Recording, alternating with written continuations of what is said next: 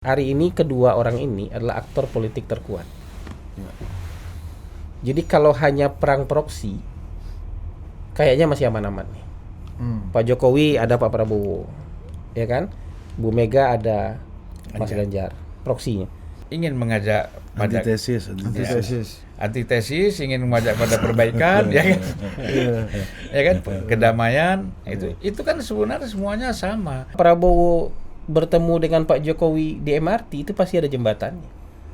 Ada jembatan dari pihak Jokowi, ada jembatan dari pihak Prabowo. Jembatan ini dulu yang bertemu nih. Akhirnya deklarasi pindah ke Pak Prabowo. Iya. Jadi bukan karena Pak Jokowi marah atau Pak Prabowo marah. Pak Jokowi marah? Nggak mungkin lah. Kemarin aku lihat waktu acara perkawinan, dua-duanya jadi saksi perkawinan, akrab, ya kan? Mencairkan suasana siapa yang mulai? Nah di PDIP saya lihat Ibu Puan sekarang ini tuh itu solidarity maker, komunikator juga untuk lintas partai.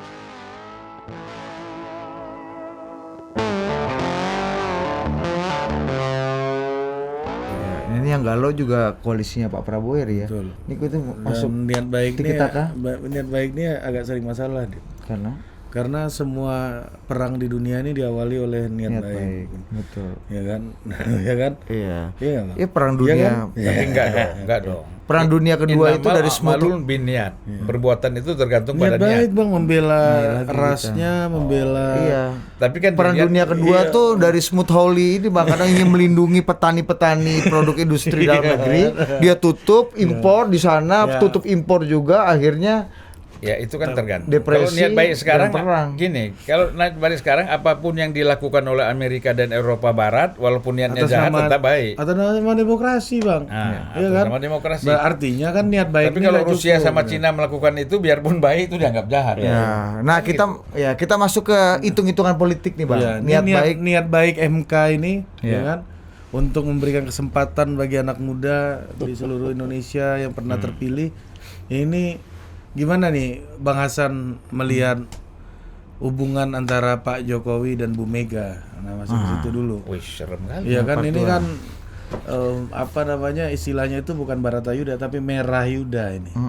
Merah Yuda ini. Merah Yuda. Iya kan, akan Kalau zaman Bang Zulfan dulu ada merek mobil, Merah Yuda 3 berlian motor. Ada juga dulu koran berita Yuda. Oh iya, berarti tentara punya Bang ya. Tentara punya. Merah Yuda ini Bang. Jadi apakah Merah Yuda ini akan terjadi? Iya. Sangat sekeras apa, dan mungkin nggak sih Pak Jokowi balik kanan gitu ya dengan apa yang sudah terjadi? Ngeprank kita lagi nih. Iya. Jadi orang itu lebih suka konspirasi daripada. Jadi kalau kita suka penyuka konspirasi, kita mengambil kesimpulan sangat cepat. Ya kan? Ada proses-proses yang memang mungkin tidak bisa dihitung tapi hanya bisa dinikmati. Gitu. Konspirasi itu pendekatan intelijen kan? Iya. Ini ada proses yang bisa kita hitung. Kayak tadi tuh. Wah, ditolak nih, udah 3 ditolak semua nih. Ternyata begitu kita nikmati, di ujung beda. Kita nikmati. Ini kan dinikmati aja dulu. Nggak bisa kita hitung. Kalau hitung-hitung udah 3, udah 4, udah kalah nih gitu. Udah 4 gugatan kalah nih. Udah selebrasi pula banyak. Udah ada yang selebrasi, udah ada yang bikin kesimpulan, udah ada yang nyolek-nyolek gitu kan. Udah ada yang saling menghina, tapi begitu keputusan gugatan kelima, kacau ini barang kan.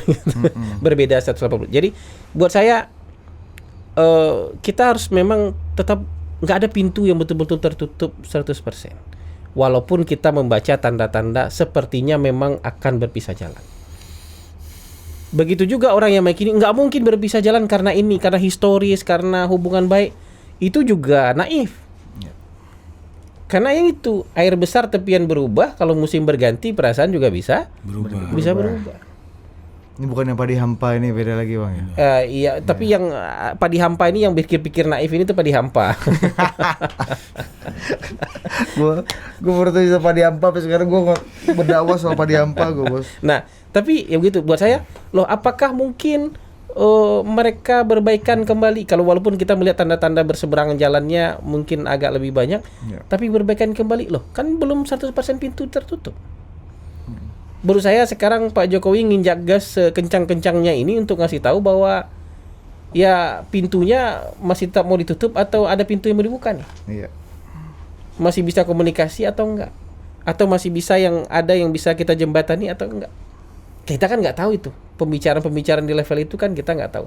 Tapi memang gitu. Kalau kita hanya sekedar membaca tanda-tanda, Ya. kita bicara yang bukan pasti, tapi kemungkinan besar. Tetap ada kata-kata mungkin. Kemungkinan besar, insya Allah berpisah jalan. Ahlan wa sahlan ya. Gitu. Tapi juga bisa orang lain melihat, walaupun kecil kemungkinannya, tapi insya Allah mereka bisa bersama kembali juga bisa loh. Iya. Nah makanya saya tuh nggak suka dengan hitam putih itu, nggak suka dengan benar salah, hitam putih apalagi yang baik ekstrim positif negatif. Enggak, kita ini di tengah-tengah aja semuanya. Cuman ketika kita di tengah-tengah ini, kita bisa bersama-sama, kita tidak bisa bersama-sama. Kalau satu baik, yang lain juga baik. Kalau satu jahat, yang lain juga jahat. Nggak bisa satu manusia, satu iblis. Peserta pemilu itu manusia semua kan Bang. Kalau ada satu iblis ikut jadi peserta pemilu, maka peserta pemilu yang lainnya jadi iblis juga tuh. Sifatnya aja bisa iblis. Nah kan begitu. Ada Bang. Ya namanya sifat iblis kita Nah. kan yang masukin. Tidak Jadi, ada manusia begitu. yang terbebas dari sifat-sifat iblis. Nah tapi kalau kita melihatnya gini, Pak Jokowi memang sudah melangkah agak banyak untuk perpisahan. Langkahnya untuk perpisahan itu agak banyak. Tapi apakah langkah kembali itu sudah tertutup? Belum.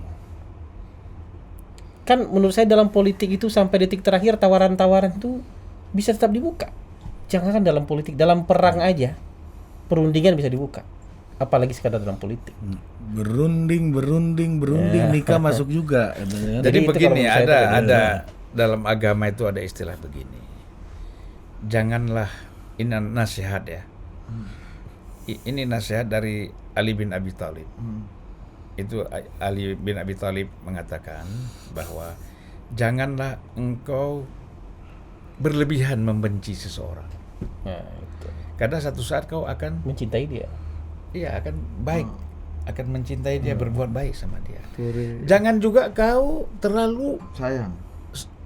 mengagungkan seseorang.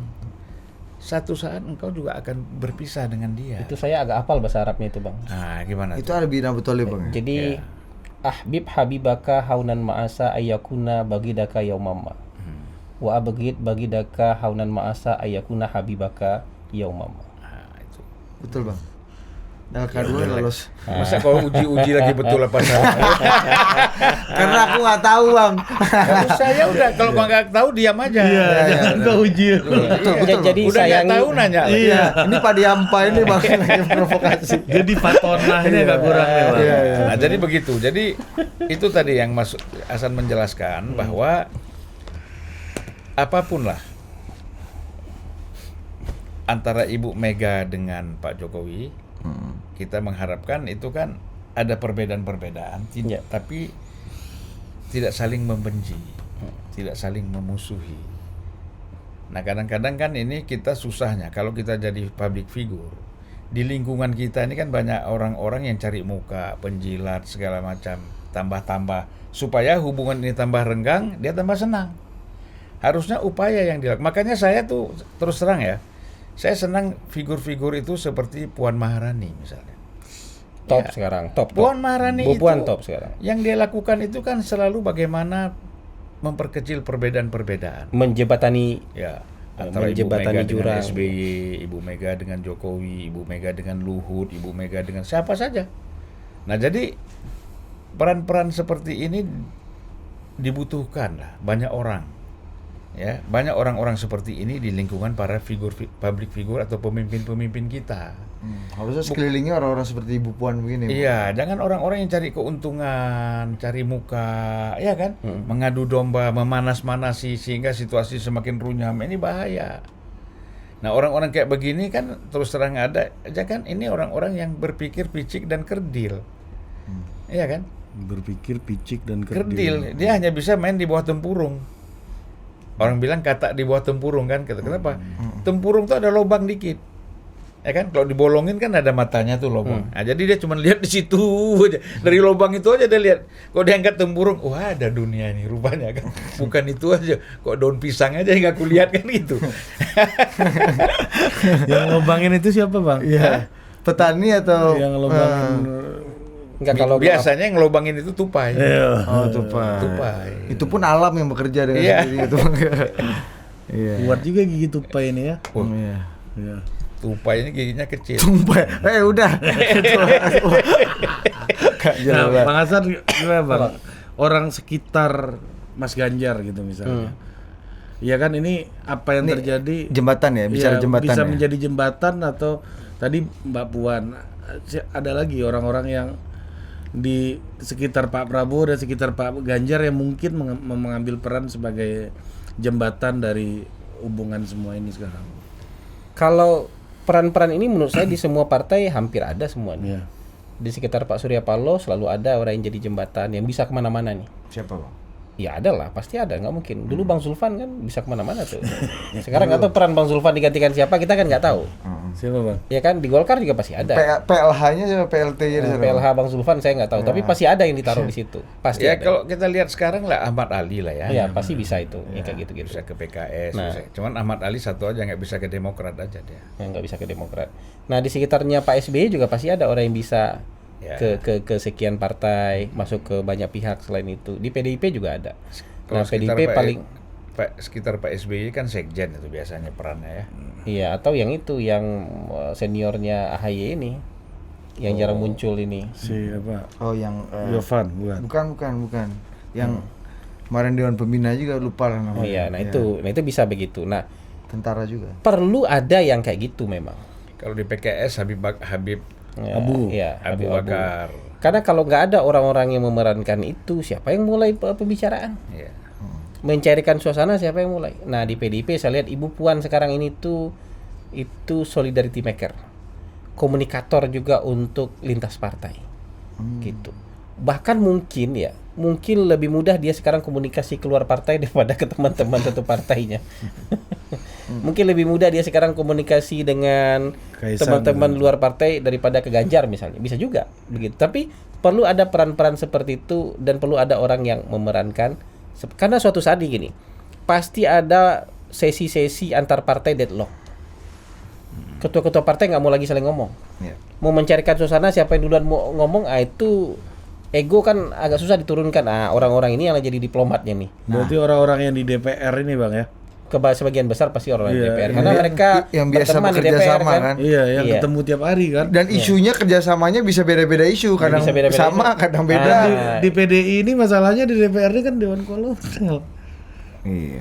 Lantai 7 ini ya. Iya, dewan-dewan kolonel ini menurut saya dalam beberapa hal justru lebih luas untuk komunikasi dengan di luar partai. Dengan kekuatan politik lain.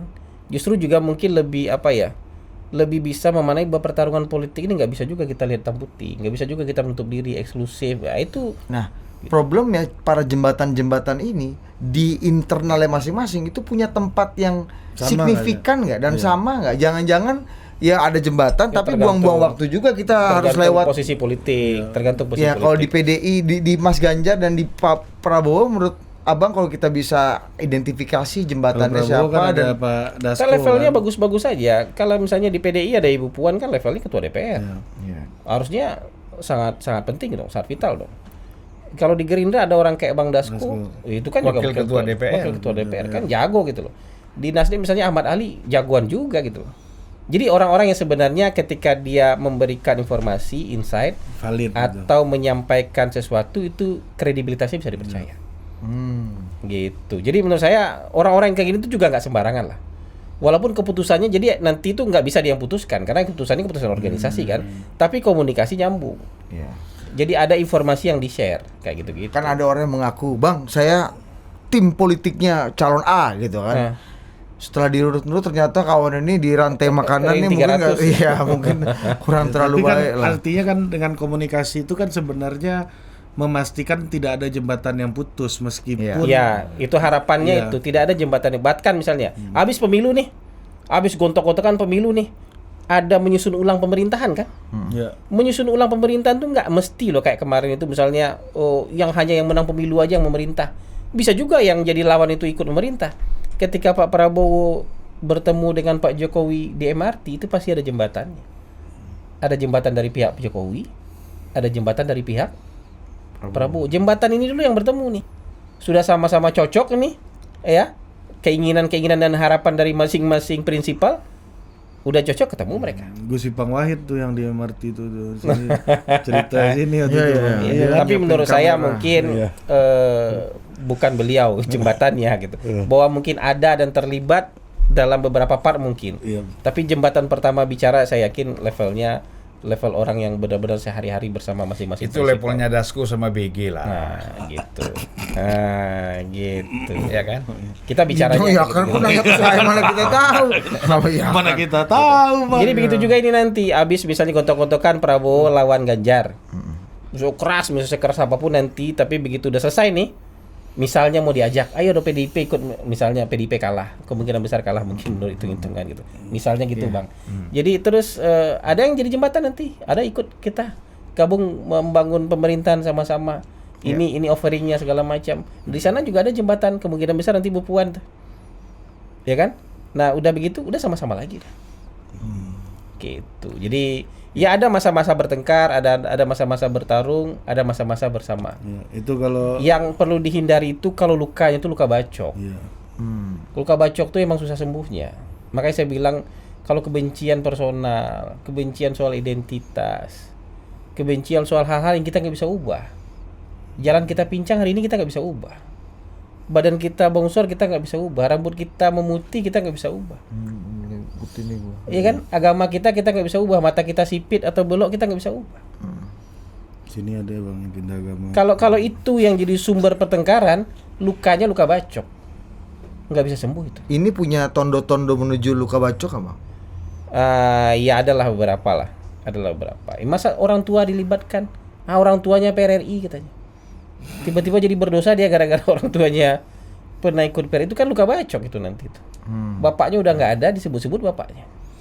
Oh, makanya ya kalau kita lihat dari sisinya Bu Puan itu kayak Pak Bambang Taufik. Pacul itu ya bikin acara di Jawa Tengah saat bertanding, saat bersanding kan.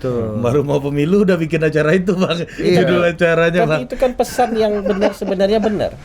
Manifestonya Mas Ganjar itu secara kalimat benar semua loh. Bersatu bukan berseteru. Bersatu bukan berseteru. Jangan korbankan kerukunan kita demi alasan apapun. Manifestonya Mas Ganjar itu benar.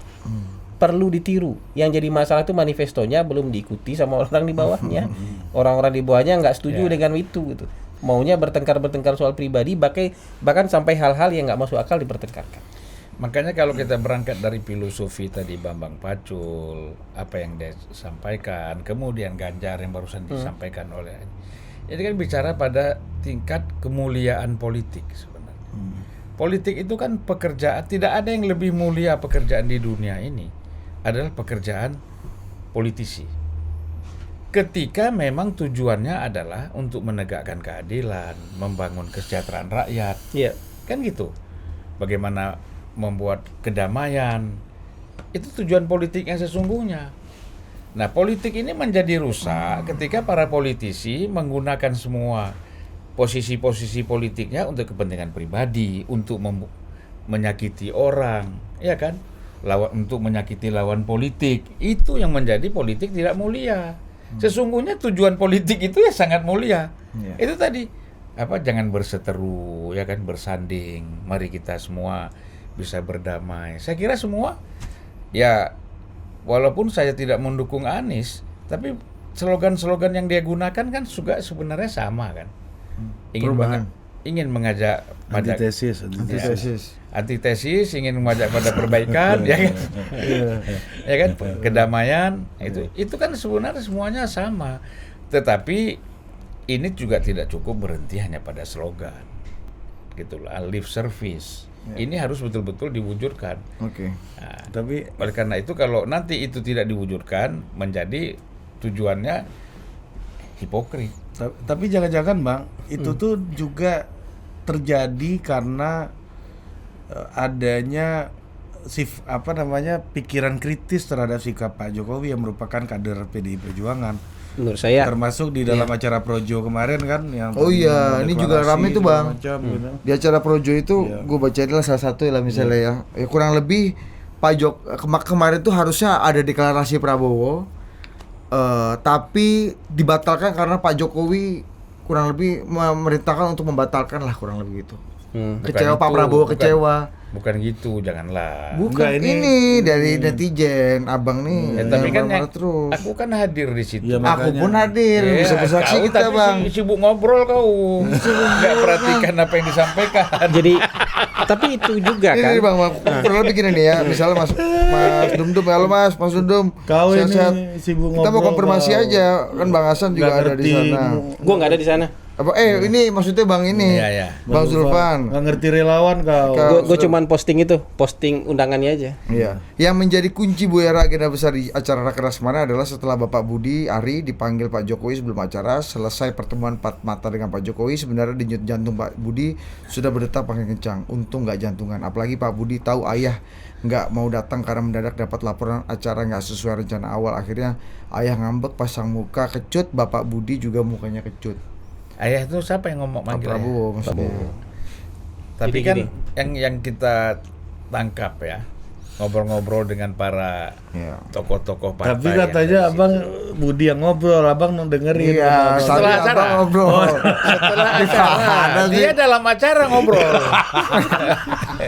Aku setelah acara kumpul-kumpul ngobrol karena begini, begitu Pak Jokowi pulang, masa ikut bubar semuanya pulang. Padahal sebenarnya setelah Pak Jokowi sampaikan pidato, beliau pulang, masa tidak pulang gitu loh.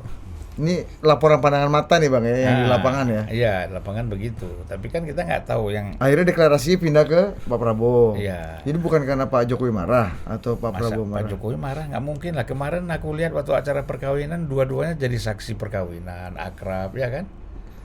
Jadi nggak ada marah-marahan. Jadi itu yang lagi gangguan suasana hati itu. Kalau ada yang kayak gitu dia bilang ini Pak Jokowi nggak berkenan.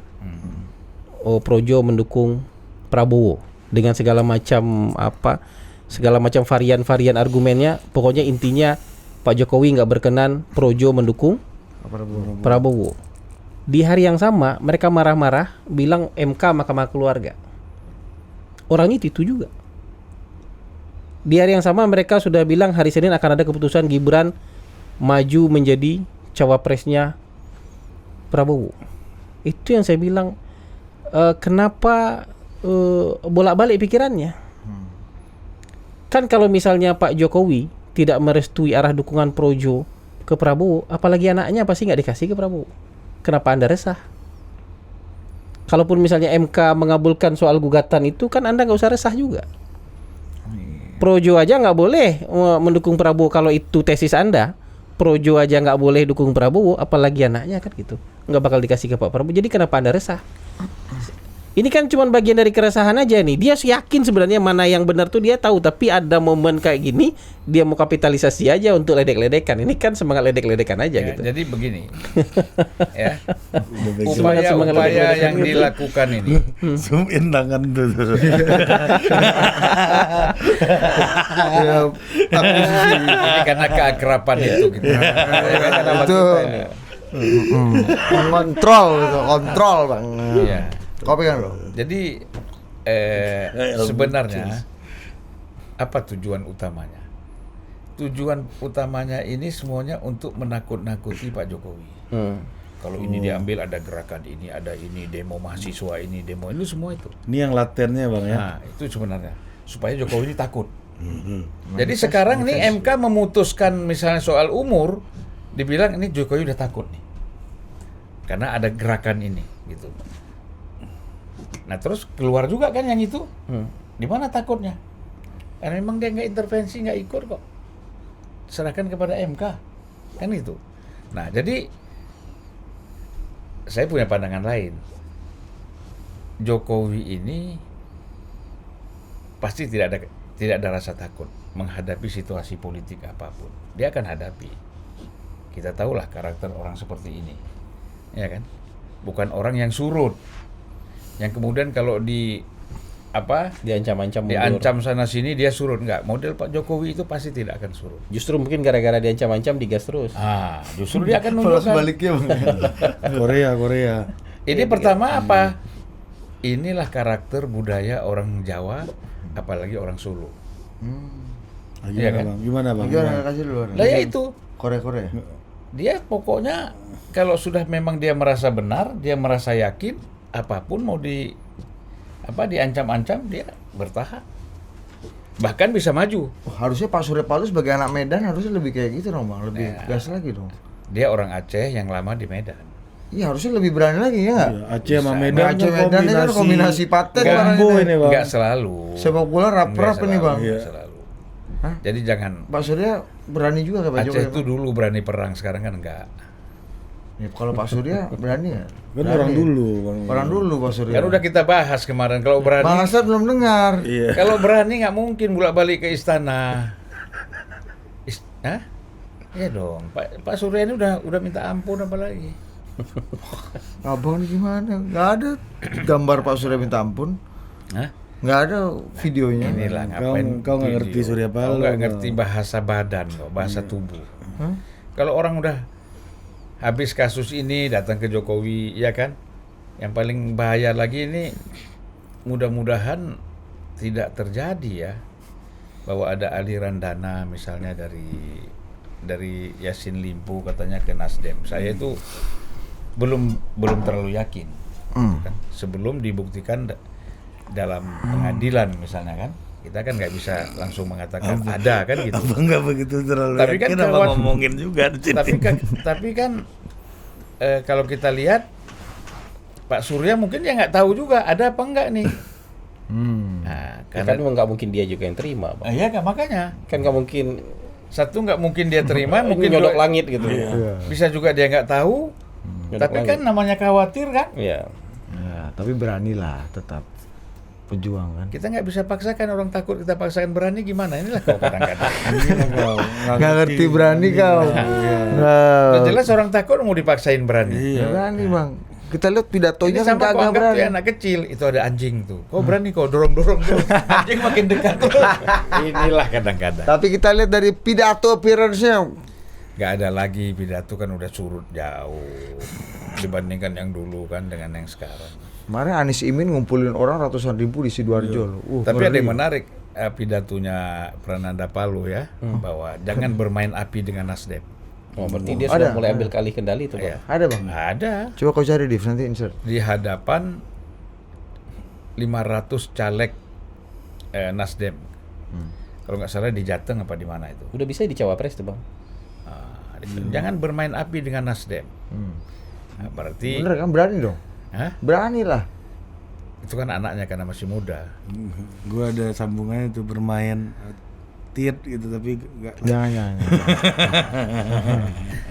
Ya jadi ya biasalah, namanya kan berhadapan dengan caleg kan harus kasih semangat. Iya. Oke. Gitu loh. Nah, kembali ke Pak Jokowi lagi nih Bang ya kan, dan Bu Mega tadi. Tapi selama ini kan meskipun kita lihat fakta bahwa Pak Jokowi dan Bu Mega acap kali berbeda, itu kan juga nggak bisa ditutupi. Iya. Kan? Di Soal Bu pilkada-pilkada Rini, gitu. Sumarno, soal Kapolri, tapi kan Dan pilkada. Pilkada banyak Dukungan ya. Pilkada banyak banget kan. misalnya di Jawa Barat, Jawa Timur, macam-macam. Soal Israel, bola. bola. Tapi kan orang Israel Bang. Israel tuh bedanya sama Israel. Iya kan? Bani Israel ya. Usia ini kan. Iya. Iya, iya. Penolakan Israel sebagai Iya, tapi ujungnya kan nggak apa yang kita takutkan kan nggak terjadi juga, hubungannya masih baik dan kayaknya Pak Jokowi selalu punya solusi yang bisa mengkompensasi kemarahan atau kekecewaan dari Bu Mega dari keputusan politik Pak Jokowi yang berbeda. Boleh nggak aku jawab dulu? Oh iya, Ya, Bang udah napas Bang. Nanti dulu. Iya, Dia senior. nanti panjang. Iya, iya. Senior ini Ya kan? terserah. Abang udah bebas. LK3 kan? Abang masih Di LK2 deh. situlah menunjukkan bahwa hubungan Pak Jokowi dengan Ibu Mega itu tidak parah-parah banget. Karena pengalaman, Ibu Mega kalau memang dianggap Pak Jokowi ini sudah terlalu jauh, tidak bisa ditolerir, dia jangankan udah nggak mau ketemu lagi aja, ngomong aja nggak mau. Seburuk-buruknya kayak SBY Bang, ya. Tetapi ini masih mau dipegang tangannya, masih diundang, suruh pidato, suruh apa. Jadi menurut saya ini hubungannya masih tidak terlalu parah yang seperti digambarkan oleh orang. Gitu loh. Jadi yang penting tadi kata Hasan, ada celah nggak? Gitu loh. Nah selanjutnya silakan. Nah, di kami ini kan yang pernah berteman sama Bu Mega kan cuma abang doang nih kan. Dari pengalaman-pengalaman ini kan Bang Hasan dari semua calon gubernur yang diinginkan Bu Mega apa dari yang ada yang diinginkan Bu Mega, Bang Hasan udah ngaku nggak tahu kemarin di sini kan. Nggak tahu. Iya. Apa? Calon gubernur yang diinginkan Bu Mega, Bang Hasan Untuk ngaku DKI, nggak tahu dulu. ya saya nggak tahu. Saya nggak kenal sama Bu Mega. Ya kita Jadi- semua belum tahu lah itu. Itu sebenarnya sama aja sama ilmu kehidupan lah. Orang derajat perbedaan itu sampai di mana dia bisa toleransi.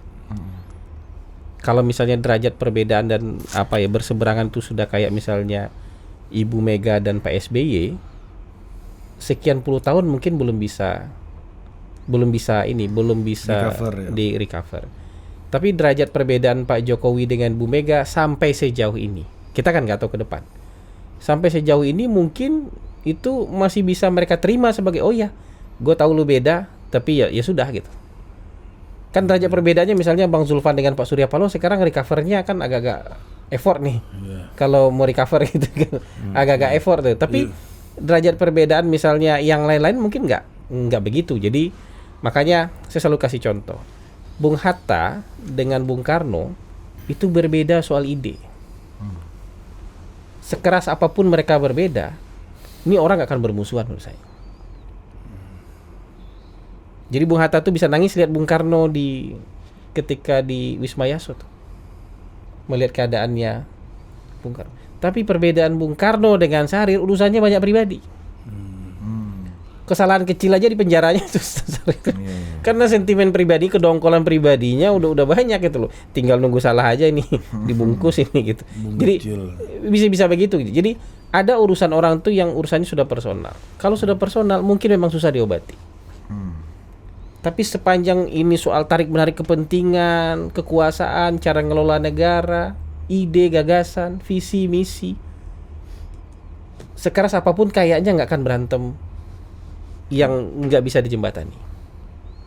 Jadi perbedaan gitulah. Jadi kalau kita lihat nanti mereka sudah soal personal nih, memang agak susah dijembatani itu. Tapi kalau masih lihat pegang tangan, masih dituntun, ini beda kepentingan aja nih. Kalau beda kepentingan itu kita bisa sakit hati, bisa kita suka suatu saat. Oh dikasih ini kita senang, nanti kita nggak dikasih ya kita marah gitu aja terus. Itu kalau soal perbedaannya soal kepentingan. Bisa juga Ibu Mega sama Pak Jokowi bilang, Bu kita sama-sama mau ke Bandung, cuman saya lewat Purbalunyi, lewat puncak. satu lagi saya lewat puncak, lewat Jagorawi. Dan mana tadi Bang satu lagi? Apa tuh? Purwakarta, Purbalunyi. Iya benar. Purwakarta, Tapi Bandung, Cilenyi. kalau itu bagus Bang, nanti ketemu mereka di Bandung. Iya. Tapi ada yang mau ke Aceh, satu mau ke Jayapura aja nggak ketemu mereka jadi. ketemu itu. Nah, gitu jadi perbedaan tuh sampai di mana perbedaan dan pertengkaran tuh masih bisa Ya. ditoleransi. Sebenarnya kalau gitu. antara bisa juga telepon-teleponan, satu di Jayapura, satu di Aceh. Cuman perbedaan waktu ini, satu udah tidur, satu masih bangun tuh susah. Ya kalau bisa kan siang aja Ya. Bang. Jadi menurut saya begitulah. Kalau sampai hari ini menurut saya mereka masih bisa bicara.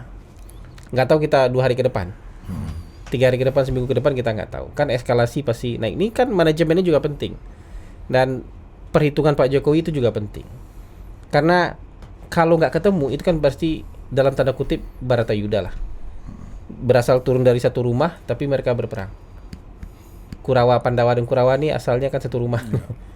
Bisa berperang besar mereka. Dan itu dalam banyak sejarah perang-perang saudara itu lebih dahsyat daripada perang orang nggak bersaudara. Bisa kejadian. Tapi harapan kita kan nggak ke situ. Harapan kita bisa diterima aja lah ini bahwa Pak Jokowi sama Ibu Mega pisah jalan karena beda kepentingan, udah itu aja. Jadi bukan karena hal-hal pribadi personal yang kemudian membuat duka itu Nah, cukup dalam. kalau dengan Pak SBY jadi dalam tuh apa yang akan membedakan kalaupun beda jalan antara Pak Jokowi dan Bu Mega dan Pak SBY dengan Bu Mega, Bang? Saya nggak tahu. Mungkin Pak SBY pernah ditanya langsung kali. Seperti yang cerita Upung Panda itu. Mau begini nggak? Semua jawabannya nggak, tapi ternyata iya. Tapi mungkin Pak Jokowi nggak pernah ditanya itu. Kalau ditanya jawabnya jujur mungkin Bang ya. Nah itu mungkin, oh iya bu kayaknya iya. Tergantung di beliau lah kan. Bisa juga begitu, kita kan nggak tahu. Iya. Makanya menebak-nebak ini tuh lihatlah eskalasi seminggu ke depan. Iya, Seminggu ke depan tuh eskalasi yang akan menentukan hubungan beliau berdua. Tapi harus dicatat ini nih. bagus nih jadi thumbnailnya. Jadi ini harus dicatat nih. Hari ini kedua orang ini adalah aktor politik terkuat. Jadi kalau hanya perang proksi, kayaknya masih aman-aman nih. Pak Jokowi ada Pak Prabowo, ya kan? Bu Mega ada Mas Ganjar, proksinya. Tapi kalau sudah ini yang bertempur langsung nih, memang kayaknya kita harus agak kerja keras nih, membuat Indonesia pasca pemilu itu agak adem dikit tuh kerja, lumayan agak kerja. Ini adu-adu tulang kering ini Bang. Nah, gitu. Ini udah kalau adu tulang kering ini petarung Muay Thai ini kan dua-dua gitu. Kalau perang proksi kita main game nih. Main game kita itu nggak apa-apa. Nggak terlalu ini, tapi kalau sudah langsung gitu, nah, itu memang kita agak kerja keras dikit nanti. Neck to neck. Iya. Kalau saya endingnya dalam pandangan. Udah langsung ending Bang. Bukan ending acara kita. ending Kalau dari ending tadi. juga udah Iya. 40 menit ini Udah 1,5 jam Bang. Ya, ini ending Ending dari ini. dari Bu Mega dengan Pak Jokowi. Terus dikaitkan sama cerita Firaun Bang. Tolong seperti biasanya SOP ya Bang di sini. Ya, dan di koalisi Pak Prabowo ini ada Firaun, koalisi Pak Jokowi. Ntar dulu ending dulu. Iya. Ya kan? Jadi pada akhirnya, kalau dalam bahasa Arabnya akhirul kalam, ya kan? Ini antara Ibu Mega dengan Jokowi pada akhirnya ini endingnya itu mereka akan bersama, gitu. Saling membangun pengertian, kebersamaan, ya. Jadi tidak ada yang perlu dikhawatirkan. Dengan catatan syarat-syarat yang disampaikan Hasan tadi itu ada. Syarat ketentuan berlaku ini Bang. Nah, kalau nggak ada syarat itu semua udah tarik garis hitam putih itu selesai, itu nggak bisa.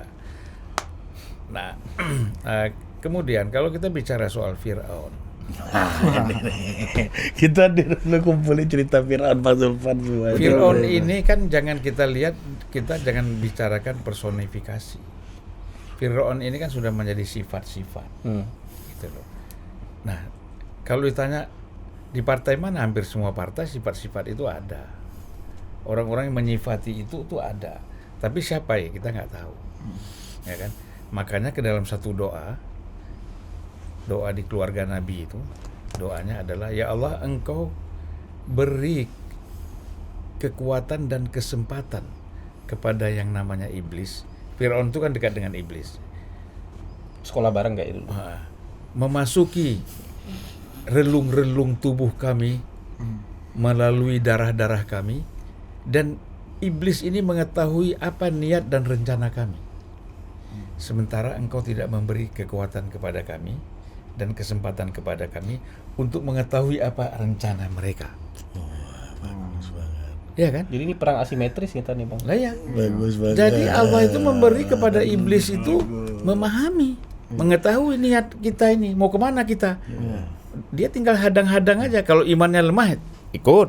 Imannya kuat, lurus, kan gitu. Sementara Kita nggak tahu. Nah, kita nggak tahu. Apa Kita strategi tidak, Allah itu tidak katenasialnya memberikan kepada iblis kita kemampuan dan pengetahuan. untuk membaca niat iblis. Kan nggak bisa. Kenapa gitu Bang? Makanya kita disuruh beriman. Oh. Dengan iman itulah kita bisa menghalau Iblis- niat-niat iblis itu. Ya, menjauhi dari Nah, sifat-sifat tinggal kan di Firaun partai-partai itu banyak yang beriman atau banyak yang tadi. Beriblis. Iblis dan berfiraun kan. Kita lihat nanti lah hasil pemilu. Itu. Tapi di koalisi Pak Prabowo ini Mas Gibran ini ya. Jadi lebih, atau ini kalau katanya kemarin siapa bahasanya Adi Pre itu ini Adi Pray kayaknya sudah mulai pasrah kayaknya di Twitternya. Sudah biarkanlah apa yang mau terjadi terjadilah. Kemarin masih ngegas deh sekarang. keputusan ini merusak mimpi banyak orang di koalisi Pak Prabowo juga. Surabaya ini. Tapi menurut saya enggak lah. Orang sudah punya kesadaran bahwa misalnya kan dengan sekian banyak partai itu untuk merumuskan pasangan kan nggak gampang. Jadi harus cari orang yang bisa memenuhi beberapa kriteria. Pertama mungkin bisa diterima oleh semua partai, jadi nggak ada perlawanan. Yang kedua, mereka mungkin memang yakin menang kalau ada representasinya Pak Jokowi di sama mereka. Jadi saya yakin betul nih, Pak Prabowo itu sudah menjadikan Pak Jokowi konsultan politiknya. Jadi dia ingin Mentor. Pak Jokowi itu full bersama dia. Jadi kalau ada orang ngaku-ngaku konsultan politik Pak Prabowo, nggak usah dipercaya. Satu-satunya konsultan politik Pak Prabowo menurut saya sekarang ini Pak Jokowi. Jadi untuk memastikan keberadaan Pak Jokowi, salah satu, bukan satu-satunya, tapi salah satu untuk memastikan keberadaan Pak Jokowi bersama Prabowo. Menurut saya Gibran adalah salah satu magnetnya untuk jadi perekat nih supaya Pak Jokowi betul-betul ada di sini.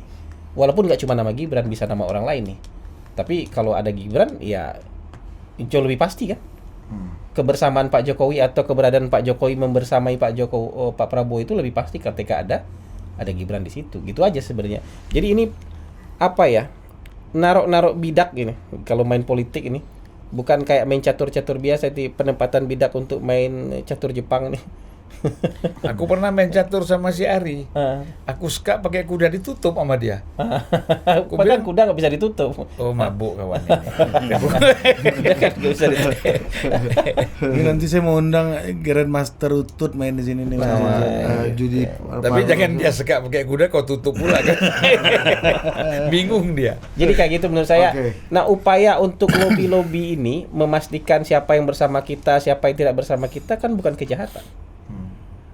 Itu aja. Iya. Cara berpikir itu harus diganti. Oh, kalau bapak itu bersama kita baik dia, kalau dia bersama orang lain jahat dia. Nah, itu kan nggak adil namanya. Dia mau bersama siapa suka-suka dia lah gitu. Kenapa orang harus jadi jahat dan baik? Sama juga. Kalau Bang Zulfan dukung Ganjar, jadi tiba-tiba jadi baik, dukung Prabowo tiba-tiba jadi nggak baik Bang Zulfan, kan gitu, aneh aja. Terus Pak Jokowi yang kemudian pergi ke luar negeri dalam waktu yang cukup lama nih, katanya seminggu, ada 5 hari, bilang 6 hari, 7 hari. Itu dalam perebutan konstelasi ini Ada gimana? apa? Ada kerjaan memang. Iya, itu tugas negara. KRRC, Karena kan? udah dicolek sama Ari, kita Saudi. nanti kita bahas di lain kesempatan aja. Lah iyalah. Kau panjang kali tadi Iya, kau iya. suruh Iya, Fir'aun udah. tutup. Iya, ya sekarang. Firaun. Udah. makanya Oke, hari ini tutup. gue Orang udah jadi iblis semua, jadi Tuhan lagi. makanya gua kasih Benar, kesimpulan benar. nih Dit. Benar. bahwa kalau kita nggak bisa baca niat dan strateginya, kemungkinan itu iblis. Masih terbayang gua. Terima kasih. Iya. Sampai jumpa lagi di Total Politik.